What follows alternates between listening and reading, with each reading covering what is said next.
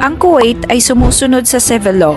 Ibig sabihin, ang mga hukuman ay unang tinitingnan ang mga nakaraang nakasulat sa batas ng manggagawa bago tingnan ang mga nakaraang hatol.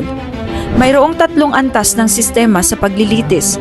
Una, ang mga kaso ay nagsisimula sa korte ng unang antas o tinatawag na first court. Pangalawa, ang Court of Appeal. Sa huli, ang Korte ng Cassation o Korte Suprema. Nagbibigay ito ng pagkakataon sa mga tao na mag-apila ng isang hatol kung sa tingin nila ay kailangan nila ang pangalawang pagkakataon o kung may karagdagang ebidensya. Pinag-aralan ng Korte Suprema ang mga hatol ng iba pang mga hukuman at nagpapasya kung sila ay sumusunod sa batas. Ang proseso ng mga kaso ng empleyado ay iba. Magsisimula ito sa Shoon bago isumite sa korte. Sa Shoon, ikaw ay magrirehistro ng reklamo at maghihintay ng sesyon na binigay ng investigador. At kung minsan, ang unang sesyon ay naipapaliban dahil sa hindi pagdalo ng kumpanya. Ikalawang sesyon, ang kumpanya ay aabisuhan. At ang sesyon ay pahahabain para sa isa pang pagkakataon kung hihilingin ng kumpanya ang araw sa kanilang pagdalo. Ito ang ilan sa mga dahilan kung bakit minsan ang mga kaso ng ilang kliyente ay tumatagal.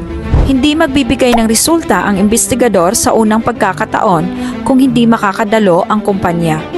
Inipilit ng Shoon ang kumpanya na dumalo at kapag ito ay nagmamatigas, sa pangalawang pagkakataon ang investigador ay magsusumite ng kanyang resulta sa nakakataas ng Shoon. At kapag dumalo ang kumpanya at ang investigasyon para sa parehong panig ay tapos na, pagkatapos ng 10 araw o higit pa ay maghihintay ng resulta at kapag ang resulta ay nakapanig sa empleyado, ang nagreklamo ay kailangan maghintay ng 15 araw kung sakali ang kumpanya ay mag-aapila sa pangunahing Shoon o tinatawag nilang Markazia. Pagkatapos, ang mga tagapamahala ng Shoon Markazia ay susuriin ang resulta ng unang Shoon at magpapasya kung sumusunod sila sa batas. At ito ay nagtatagal ng 1 buwan o mahigit pa. Dahil sila ang magbibigay ng huling pagpapasya. Kung ang empleyado ay hindi pinalaya ng Shoon Markazia, ang abogado ay magpapatuloy sa pagsusumite ng kaso sa korte.